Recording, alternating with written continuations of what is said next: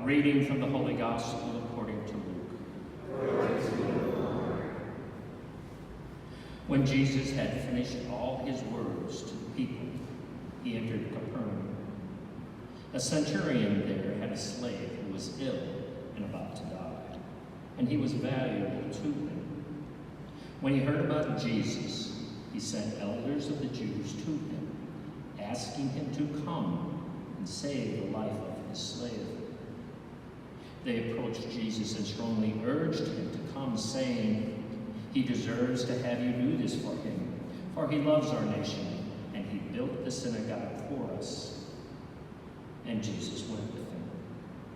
But when he was only a short distance from the house, the centurion sent friends to tell him, "Lord, do not trouble yourself, for I am not worthy to have you enter under my roof. Therefore, I did not consider myself worthy to come to you, but say the word, and let my servant be healed. For I too am a person subject to authority, with soldiers subject to me. And I say to one, 'Go,' and he goes, and to another, 'Come here,' and he comes, and to my slave, 'Do this,' and he does it." When Jesus heard this, he was amazed at him, and turning said to the crowd following him, "I tell you, not even in Israel have I found such faith." When the messengers returned to the house, they found the slave in good health. The Gospel of the Lord. Praise to you, Lord Jesus Christ.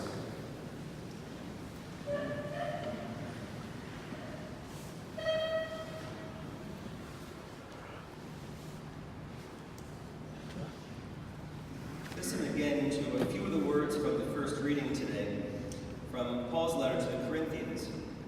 His first letter. Brothers and sisters, I hear that when you meet as a church, there are divisions among you.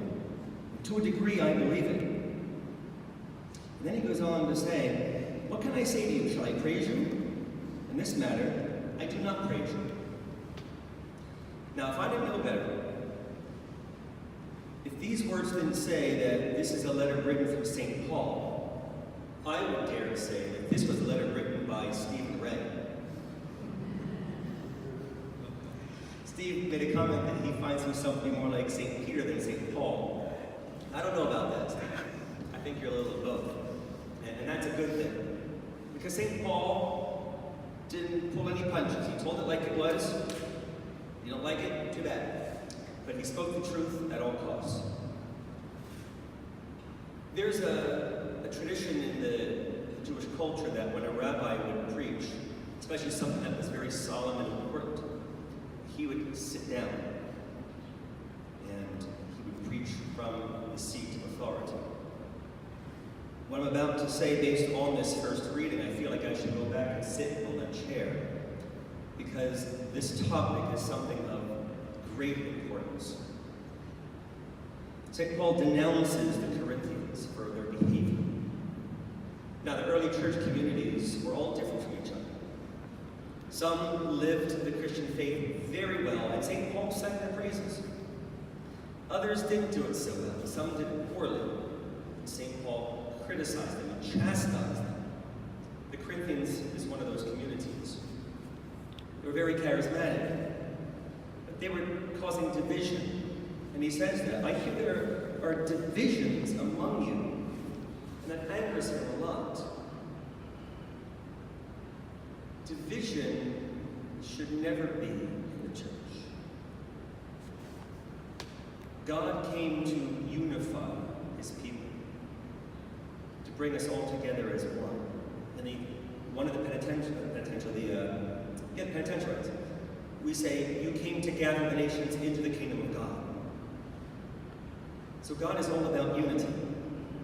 We also know that God is about order and unity, because he created the cosmos and he formed an order out of them. And so to hear about division is terrible. And it's bad enough that there's division, but he's saying they're doing it during Mass time. They're doing it when we're gathered together as a church and praying and and offering up the sacrifice. So it's bad enough for having division, but they're doing it at a time that there should be unity, because Mass is all about unity. We've had problems with unity since the beginning of the church. Two of the biggest divisions that we've had have been in 1054, when the Great Schism happened and the East and West split from each other, and the Orthodox churches were formed, and we became known as the Catholic with a capital C, instead of a small c. And then again, the second division during the 1500s, during the Protestant Reformation, or the deformation, as some call it, which probably is a better term. See, St. Paul. Because deformation speaks to disunity. Reformation doesn't. We've had a lot of problems in the church over these 2,000 years. We've had all kinds of issues that have happened over the years. And of course, you know, today we struggle with our new scandal in the church. But there's always been something we've struggled with as a church. Read St. Paul's letters and you can see that. But I dare say, of all of the scandals that the church has dealt with in 2,000 years, the greatest scandal is disunity. Disunity among all of the members of God's family. Jesus, in John's Gospel, speaks 2 times where he just goes on and on and on about something. Okay, normally he spoke a parable, he talked, it's kind of quick when you read the scriptures, but there are 2 times where they are long diatribes, if you will. One is what we had the other day, when Jesus is talking about his body and blood in John's Gospel, chapter 6, right of life discourses. He goes on and on to say, and Steve gave us a beautiful discussion on that, about what Jesus was doing to talk about his flesh and blood, and he kept going on and making it more difficult for people to hear. That's one time he was very serious, because he went on for a long time. The second time is at the Last Supper. And that is the time that he prayed for unity. And if you read it, it's like he's just babbling. Like he's just so intent on, wanting this so badly. And what is this thing that he wanted so badly? Unity. Father, I pray that they would be one as you and I are one. I and you and me. That they would be, with me and I and them. And he goes on with this long, long, long prayer. And it's all about unity. And it occurs at the Last Supper. And that's why it's scandalous to St. Paul that during the Lord's Supper, you're living like this. You're causing division and you're separating the people from each other. My brothers and sisters, it's bad enough that we have division in the church. But it's even worse because we have it in the entire world. We are here in Jerusalem. Right across the street is the opening gate to the Old City, the city of Jerusalem, the word which means city of peace. It's a misnomer, isn't it? There's anything but peace going on here. And it's been this way for more than 2,000 years, for thousands beyond that.